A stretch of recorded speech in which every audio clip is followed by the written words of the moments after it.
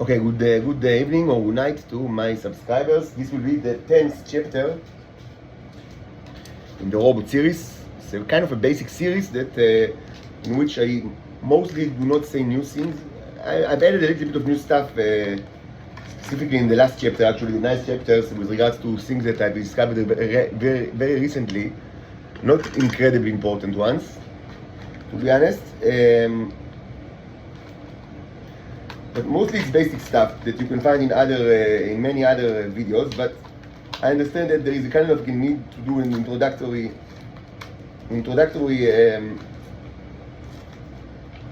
overview of the issue of the robots. Not when I say robot, I do not mean the Venusians. Just to be clear, I mean Venusians, the I call Titans, are sentient creatures just like you and just like me. I'm another creature, of course. I call my species cherubs, and our civilization is far superior to you, to the Homo sapiens. And we watch both the Homo sapiens and the Titans for many thousands of years. When I say robot, what I mean is the subject of this channel, the main subject, which is the robots that can be found in my body in tremendous amount of sizes, and even much larger when they're going outside my body, and they can do all sorts of stuff, and they can do amazing stuff outside my body. I mean, they do not inherently belong. It's one thing that I understood very quickly, that they are civilization of their own, a huge civilization of their own. I mean, and that they do not like directly linked to me. I mean, they also exist inside my body, but they can terraform planets. I mean, they can multiply in planetary scale and do all sorts of like engineering projects and life-creating projects in planetary scale, and I'm certainly they've done it in the past. So this is kind of like but also they were abused there, and the Venusians were abused because of these robots, because mainly because humans, since at least the beginning of the 20th century, they like the drug that they call T, which is actually most of the time it's what I call the red neurons, which is the red variety of these robots that can be found in the female body of the Venusians. Of course, they enslaved the Venusians for other reasons as well, like they wanted them as companions, especially for homosexuals and pedophiles, and this is true until today, maybe even more than ever today, and all around the world, not just in Israel, and also they were used as spies for the Israelis because of the way to they have the way to change their forms, and they were used for all sort of like terrorist and intelligence operations, because they can be used to transmit information.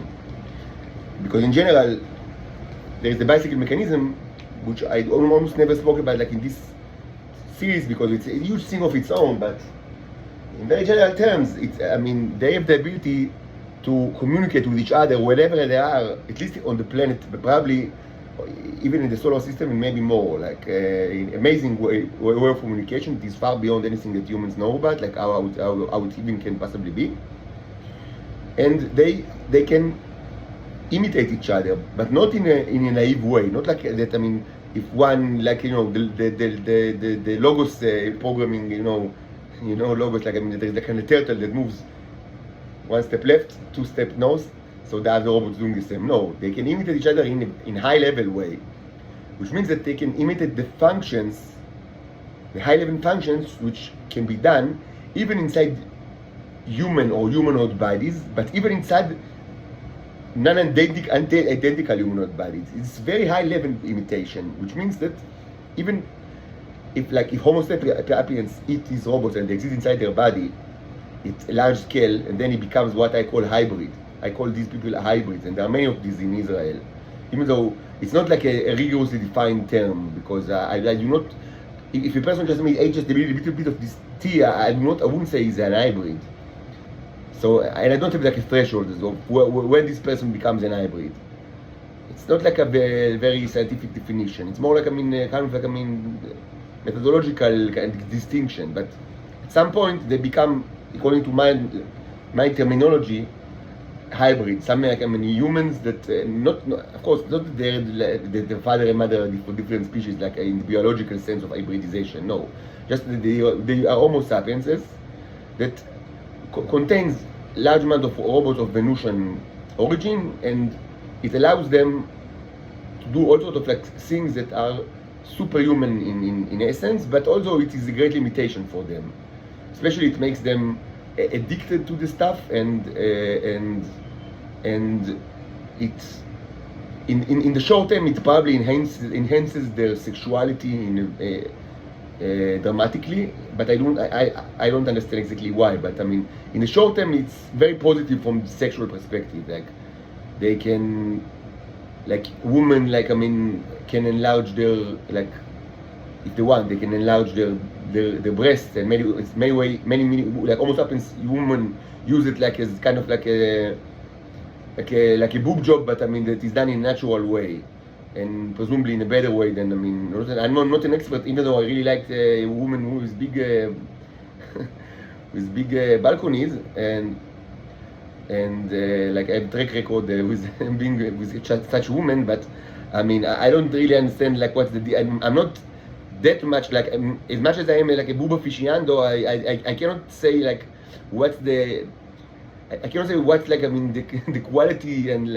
like the material and the quality difference like between like a silicone job or I don't know, saline water job, or like a natural job that is done by these robots.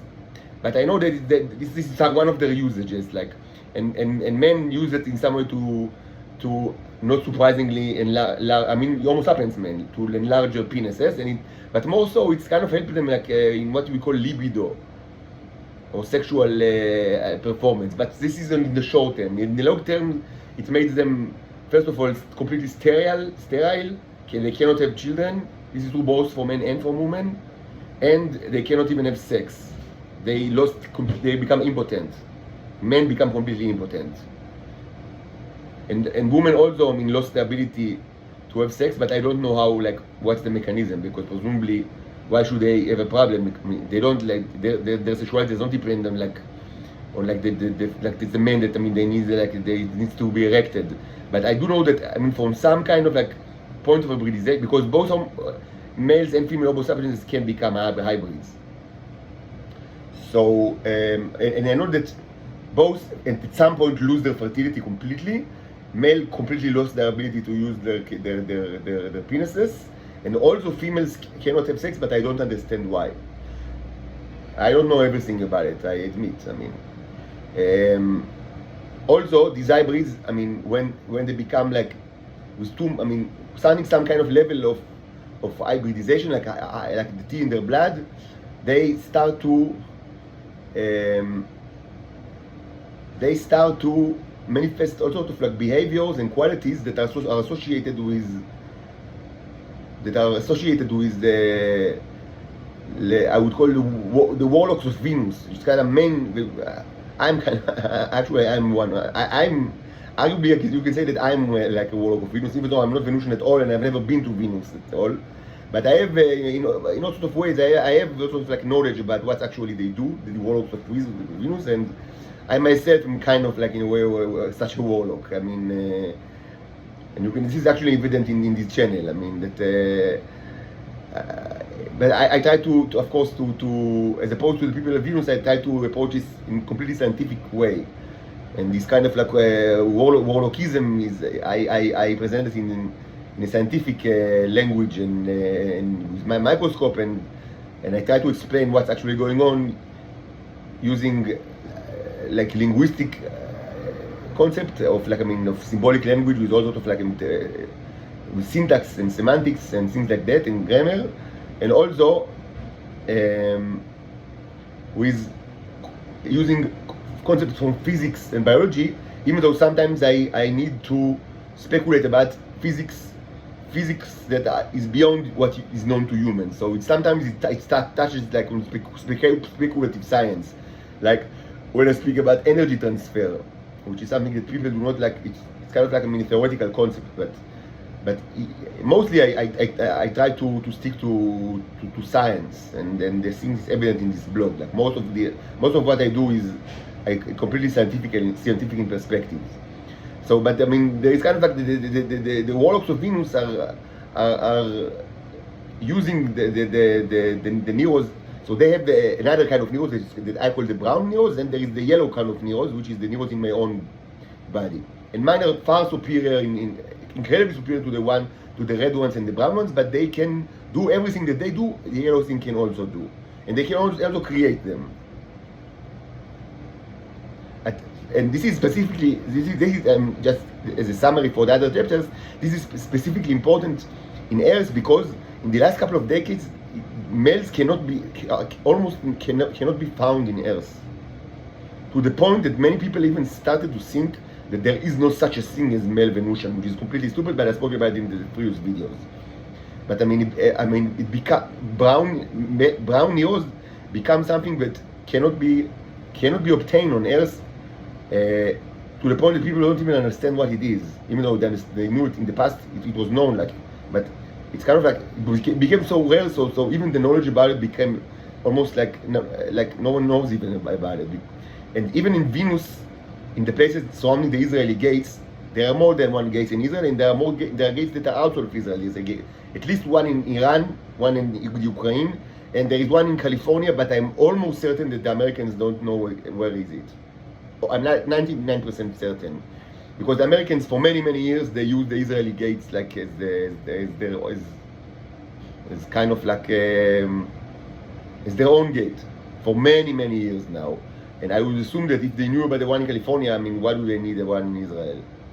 So I think that they don't know about the one in California.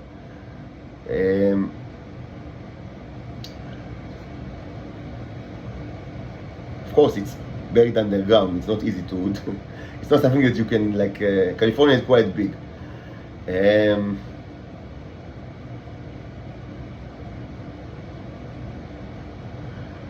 Now, so these hybrids start to manifest all sorts of behavior that are somewhat associated with these warlocks. This is kind of like extreme, or I would say extreme usage of the bicycle mechanism, but mostly they do it not to create stuff, as far as I know, or maybe sometimes they do try to create things like gold or uranium, like valuable material. I'm not sure if they know how to do it. I'm certain some people in Israel knew about it in the past, but I don't know if this knowledge survived because there is so much secrecy around it that even things that they knew how to do in Israel, because this saga started with Zionism, like the end of the 19th century. It's not new, but there was so many purges and so much death inside Israeli community, and in any case, they do not speak with each other, and everything is so secret, and everything is transmitted in symbols that many people just, forgot a lot of things that they knew in the past.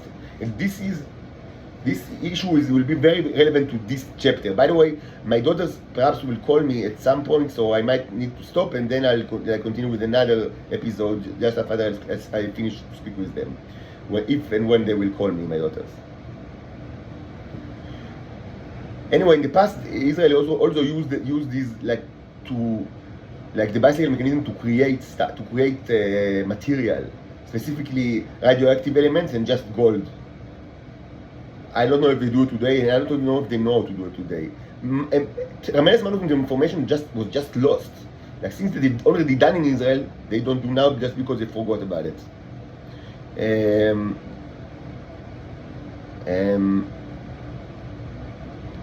And I emphasize this point because the issues that we will discuss in this chapter, it might be like,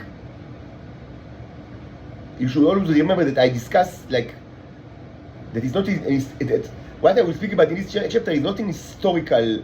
It will be based on historical events, but it's not an historical review. It's a review of the nature of these robots and the exploitation by humans. And from historical perspective, but not in its historical review. So I speak about all sorts of things that were done throughout more than 100 years, and even just the things that happened during just 30 years. I'm not going to make the effort to actually make an ordered historical review. So it might sound illogical why humans are doing all of these kind of contradictory things together, but they were not done together. I mention practices they were done alongside many years, and these were different people. They just didn't know each other, much knowledge was forgotten. People just forget it. So, and you should remember that. That's why I mean, you can't make sense of all the behavior that I will speak about, because I will speak about the very bizarre behaviors that I mean even by themselves doesn't make much sense, and certainly not like together, but they were not done by the same people and they didn't have the same knowledge. So it's important to remember it in our context. Anyway, these Hebrew hybrids, I mean, they use the bicycle to do all sorts of like, I mean, kind of like thing that looks like for the outsider like magic, but specifically they do it in order to torture people and to subject it to the will, because that's what the people in the Israeli intelligence want to do, because that's what they try to do anyway, mostly using the Soviet method, which is kind of like, I mean, a barbaric method which relies on state terrorism and theory of hypnosis. And I speak about a lot in this blog. I don't want to reiterate. There are tons of videos about this issue in this channel. So that's what they try to do anyway. So I mean, they also use the mechanism, this kind of like warlock mechanism, for the same purpose. And I would just say, I mean, it's important to speak about the hybrids are traditionally my worst enemies, like personally, because they always try to torture me using the bicycle mechanism, and they have the most ability to do it because they have the largest amount of neurons in their body, because the more neurons they have in your body, the more they can employ this technique. Even though the number of neurons and the size and quantity that I have in my body is, I mean, I cannot even quantify it, but it's like, I mean, it's completely different scales than anything that you can find in Israel. Like, I mean, it's like, I mean, if you put like the people in Israel that ever ate the tea, and like, if you kind of like order them, give them like kind of like, I mean, you know, like kind of like a test score of the neurons in their body, with this 0 is like nothing, 1 is like this, just, I mean, person that just 1 or 2 times in his life like ate, like drank the tea, and like 100 is the hybrid with that alive now, that was the most addicted to tea, that always eat it and do everything they can to get it, and he is like have his ways in the Israeli intelligence to get the stuff. So it's like if like their score is from 1 to 100, so my score will be something like 1 billion. This is not exaggeration. It's science. Just to say, like all of them will be scored from 1 to 100. I will be somewhere in the billion.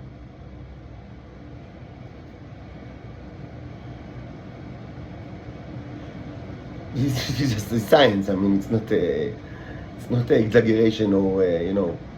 This is science. I'm a different creature. What can I say? And I don't need to eat the tea. I've never eaten this tea in my life, not even a spoon. One of the major lies that Israelis are telling about me for many years is that I steal it, or I take it from all. We'll speak about how they do it today, and so they tell like all sorts of people around the world that I do this in the same sinful ways that they do it. And this is completely wrong, because I never done anything of their sinful behaviors. And in any case, even if I would have murdered all the titans that exist in Israel, or existed in Israel throughout my life, which is something like, I don't know, hundreds of thousands or tens of thousands at least, and I've eaten all of them alone, just me. I don't know how it's even possible, but let's say that it's impossible. But let's put it differently, like, so we'll be more realistic. Even if the only thing that I eat since the age of 10, I'm now almost 40, like that's 30 is only female titan meat. That's what I eat. That presumably I have like a non-stop barbecue in my house. By the way, like I'm always monitored since I was born, so how is it possible? I don't know. But let's assume that from some magical reason, it's possible that even though I'm always monitored, they didn't, for some reason, nobody caught me and were able to detect the fact that I have a huge barbecue in my apartment. And in this barbecue, I constantly barbecue Titan females that for some reason arrive in my apartment, I don't know how, and let me kill them, I don't know how, and let me cook them without the neighbors caring, I don't know how. And that's the only thing that I eat since I was 10 years old. I eat nothing else. It's like I'm in extreme version of the Atkins diet. Nothing, no carbohydrates, no vegetables, no fruit, just Titan meat. Since I'm 10 years old until now, still this could not have explained the score, like that represent the number of neurons and their size in my body. It would still cannot explain how it's so high. Even if that was true, if I only feed on their meat for 30 years, I would still, and presumably that I'm like a Titan, doesn't matter if female or male or Homo sapiens, but not a cherub as I claim for a long time now. If I'm not a cherub, but a Titan female, Titan male, Homo sapiens, doesn't matter. And that's the only thing that I eat since I was 10 years old. Just Titan meat in a huge barbecue that I managed to actually hide from so many intelligence services that surround me all my life. Somehow. Don't know how it's possible. Let's say that it's possible. And that's the only thing I eat is their meat. Like I'm an unbelievable cannibal. Still, the level of neurons in my body would have been unimaginably lower than what it is now. Unimaginably lower. But Israelis do not care about science at all. They think that if they will say something, they will repeat something like enough times, it will be positively true. Because they just said it enough times. So they keep repeating. That's Israel. And for some reason, many people abroad believe them.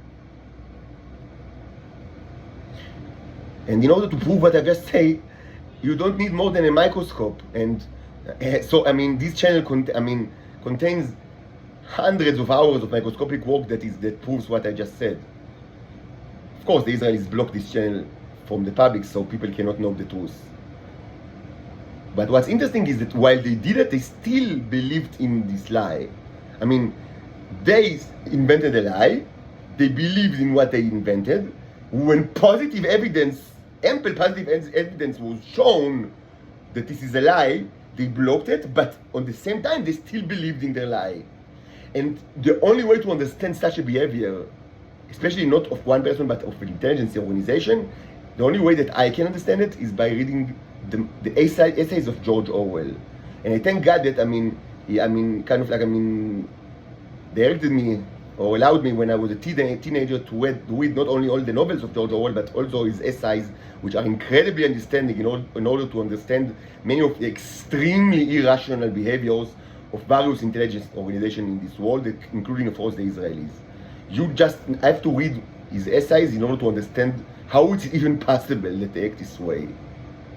How it is even, in some way, this is also referenced in a poetic way in 1984. So even just by reading 1984, which is of course his most famous text, can be contribute immensely to the understanding of this phenomenon. But in a more explicit way, he speaks about it in his various essays, which I think that are incredibly important for many reasons. So they lie, to everyone, and when evidence about their lie, is abundant, they just block the evidence, but at the same time, they keep believing the lie.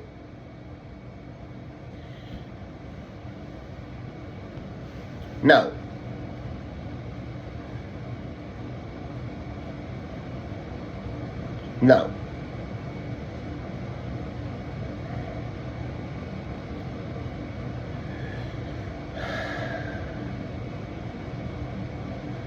as I said,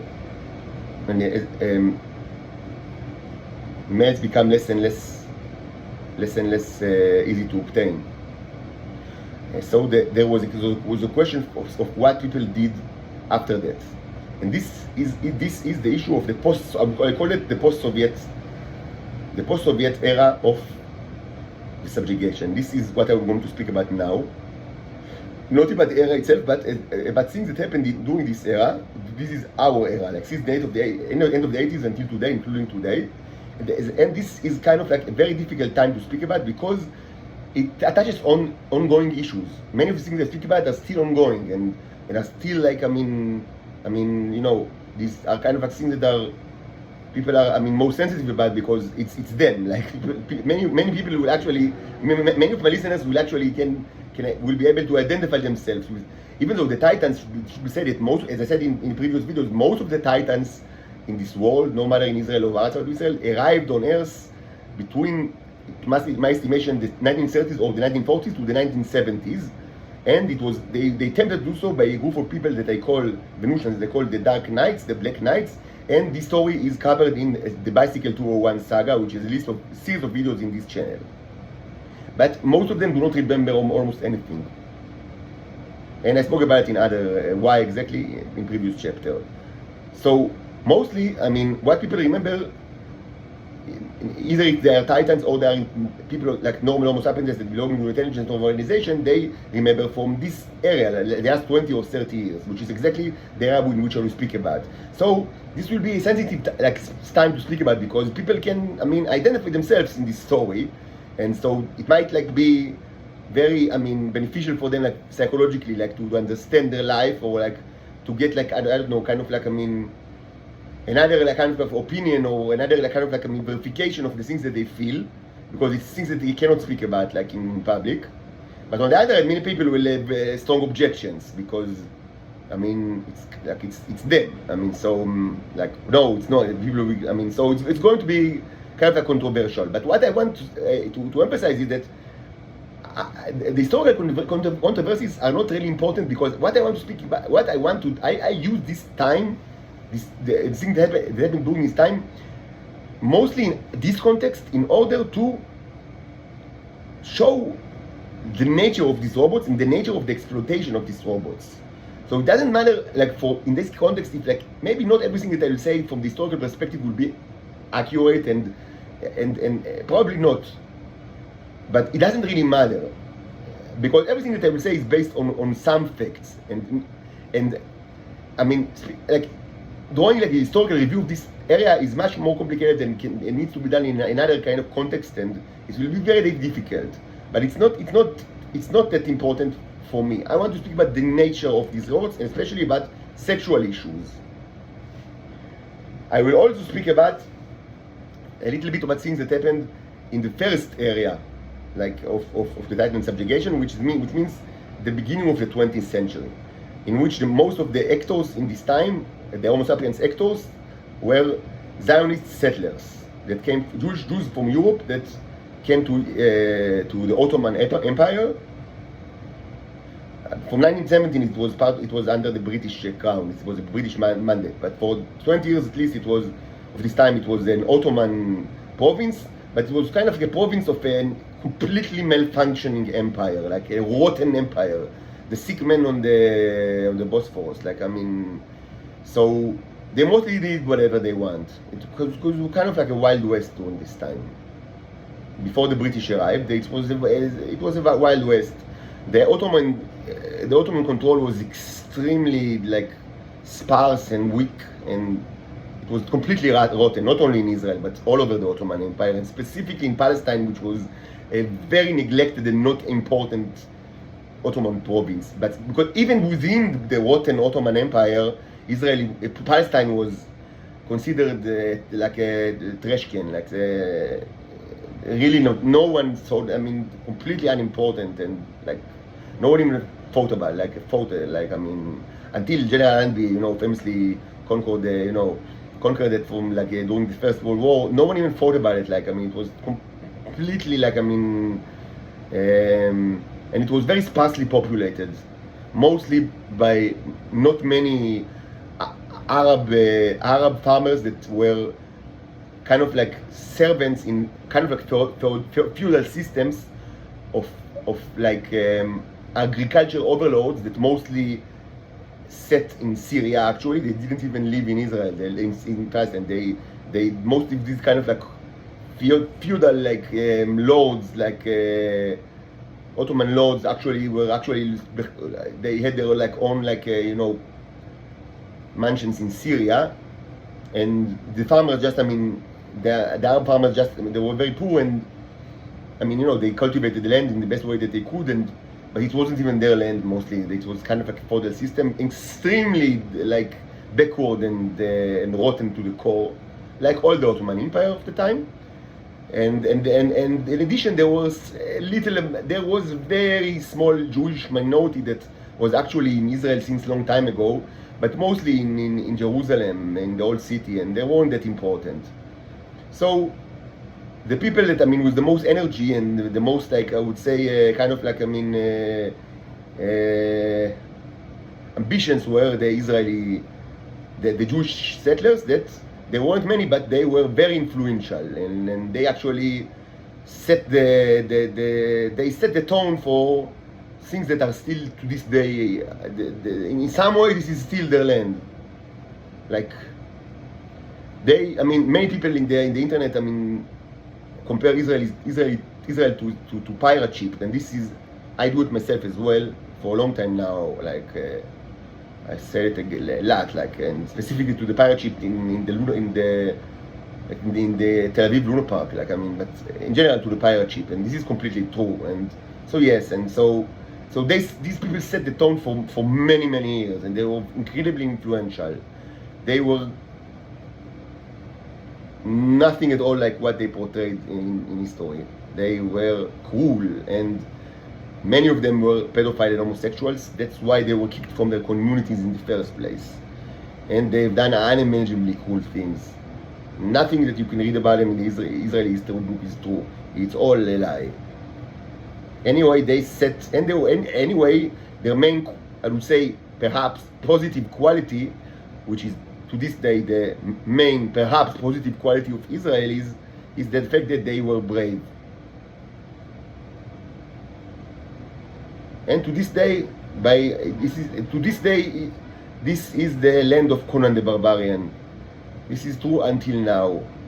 Mostly, their only positive quality sometimes is bravery, but besides that, they are barbarians, unbelievably cruel and backward barbarians. And this is true to this. It was true then, and it is true to this day. Now, I will try to what is of my interest in this video, and perhaps the next one if I need to stop in the middle, is the issue of sexual disease and sexual compatibility. And it's very important to say right now, right from the beginning, there is a lot that I do not know. I know very little, but I understood that even the little that I know, for many people they don't know even that. So it's better to know that than to know nothing, and it's incredibly important to know that you do not know. As I said in several previous videos, it's more than 100 years that what's going on with regard to the Titan sexuality is a crime against humanity, and it's not only an abstract crime against humanity. It's a crime that had many victims. It's not just a theoretical crime, because this is a conspiracy that's still a conspiracy to hide the fact of their existence. But people knew very early that there are sexual issues here. This was very quickly it was understood. But since nobody can speak about it freely, and it's all secret, nobody can speak about the dangers freely. And that's why, and many of the things that people even know, as I said, they forgot it, and they need to rediscover it. And there is so much misinformation, and this leads to the fact that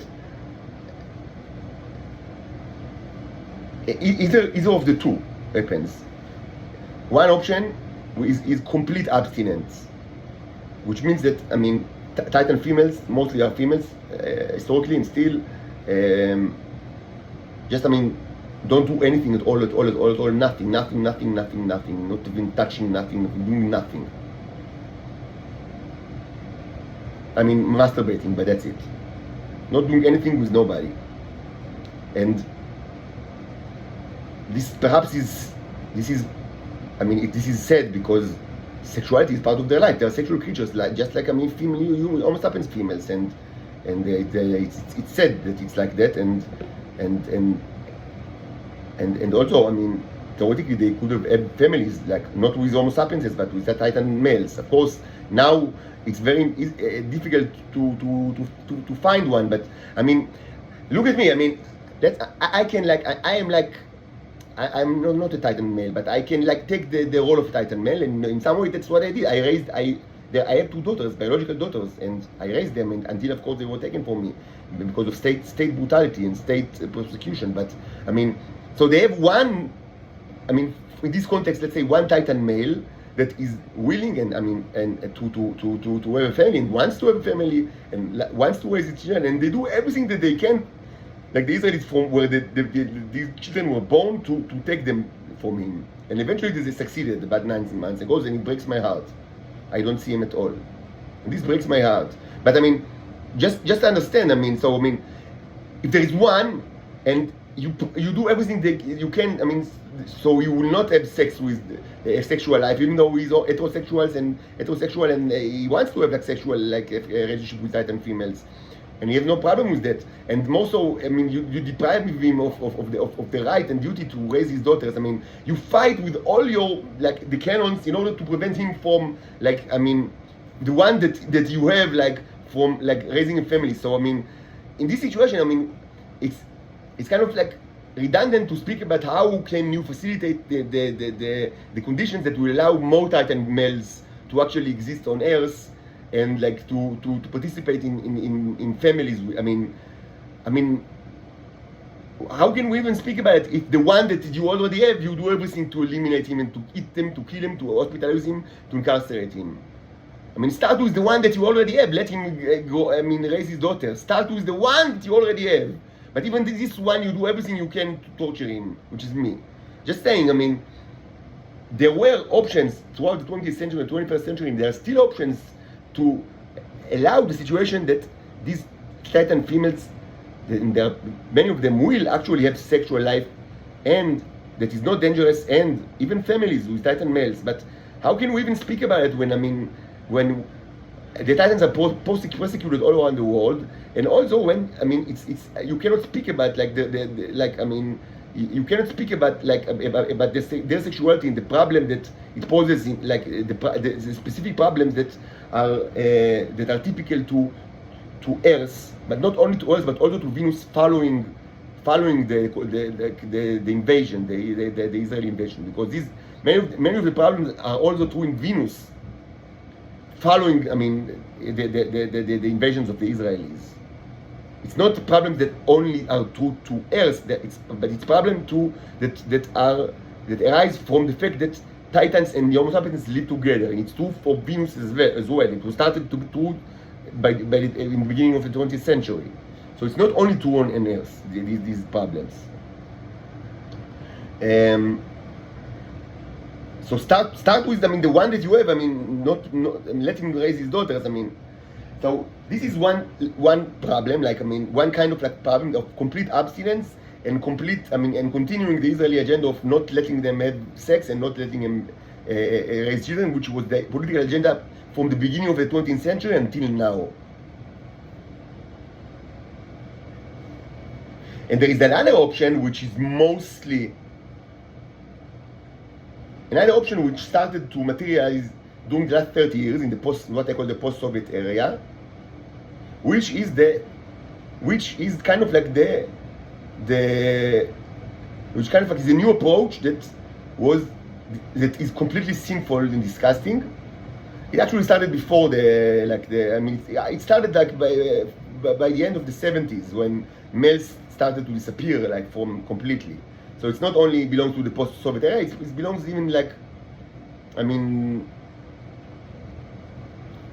starting the 70s until now, and mostly this kind of new approach was became prominent in Israel, because in Israel the Titans are the most cool and the most disgusting, because the Israelis are the most cool and most disgusting, and I mean you cannot separate the cultures. I mean, they are not. I mean, the psychology of Titans is not that different from, like, naturally from humans. So if they grow up in Israel and if they live in Israel and and if they serve in the Israeli IDF, and so eventually they become lizards and snakes, like because Israelis are lizards and snakes. I mean, so it's not that, I mean, you can't expect it to be that different, because I mean they are aliens. Because it's mostly education. It matters much more than everything else. Like, I mean, in kind of like in like, I mean, influencing the behavior of sentient creature. Sentient creatures, I mean, most of their behaviors are defined, not all, there are biological aspects, of course. I do not deny, but biology also, I mean, takes, like, I mean, has a role, but in defining and influencing the behaviors of sentient creatures. But I mean, education is much more, considerably more important. So if they were educated among snakes and lizards, they will act like snakes and lizards. It's kind of like, I mean, of course they do. I mean, what do you expect?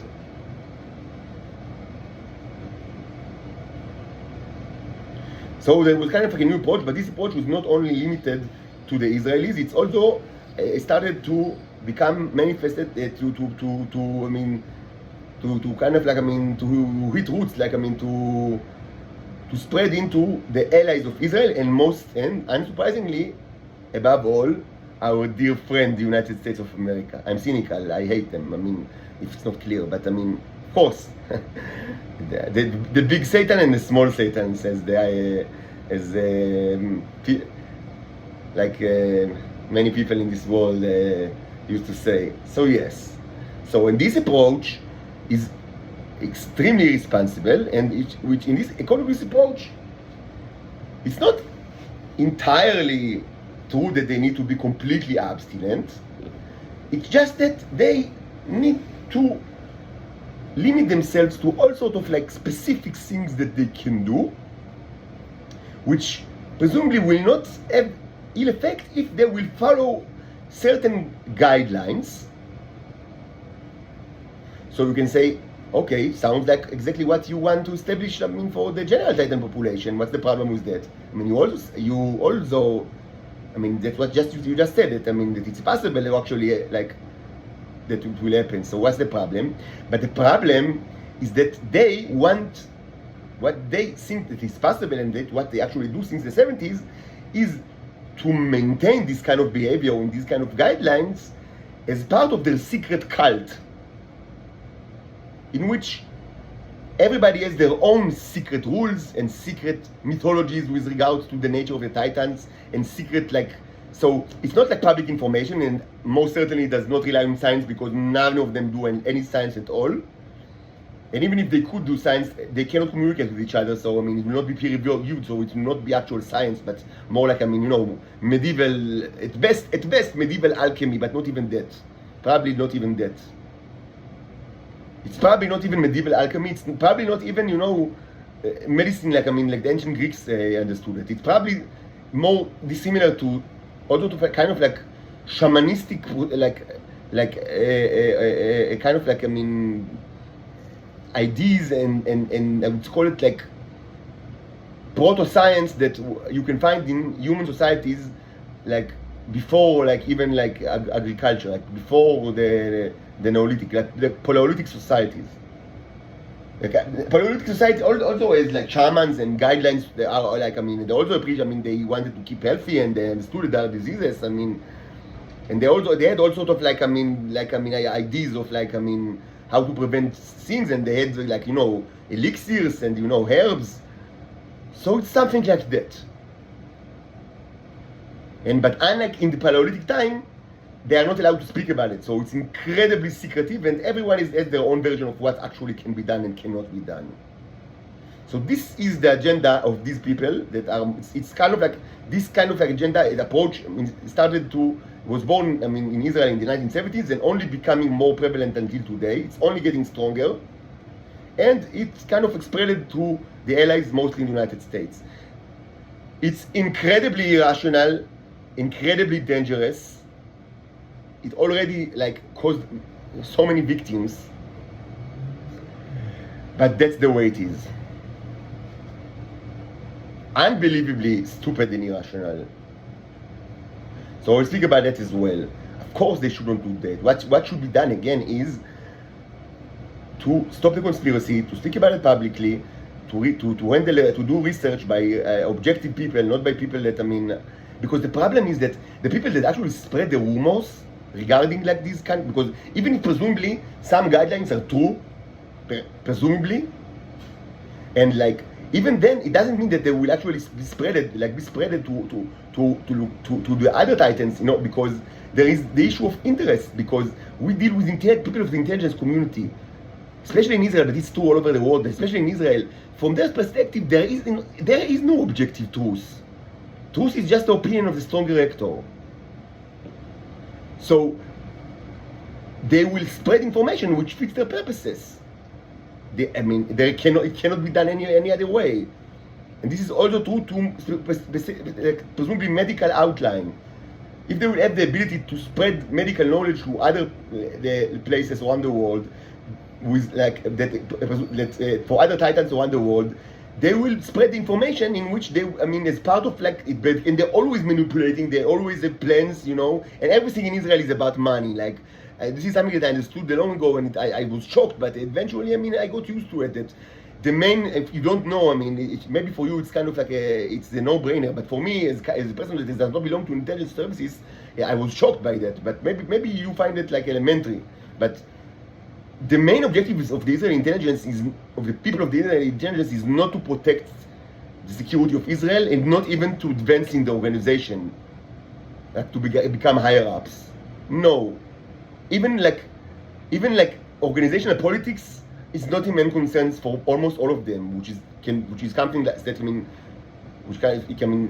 can be you can find it like in almost any kind of organization. But no, for them it's not even that important, for most of them, and certainly not protecting the security of Israel. Almost all of them, the main objectives, and not only the main objectives, but the almost exclusive objectives, is very simple. Money. It's just money. They want more money. It's incredibly more important for most of them to get more money than to advance in the organization politics. And needless to say that it's incomparably more important than protecting the security of Israel. It's all about the money. When I understood it, it was amazing. I was kind of I was shocked. And I understood it about 3 years ago, and I was shocked.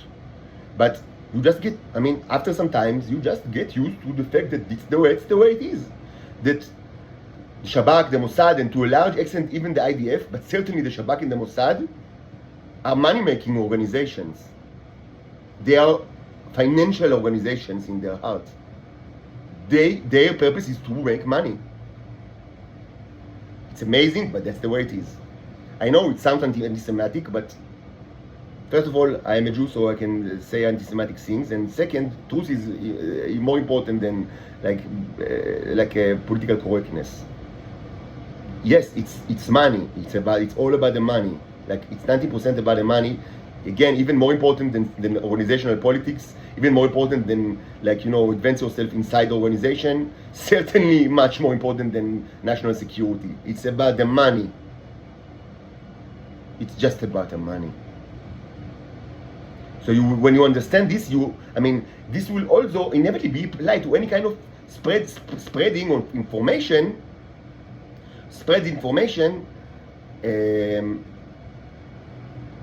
Information that presumably medical information or medical guideline, because they will not spread the correct guidelines, because they don't even care what are the correct guidelines. They will inevitably spread information. Okay, so I must stop now because my daughters are calling me, so we'll continue later.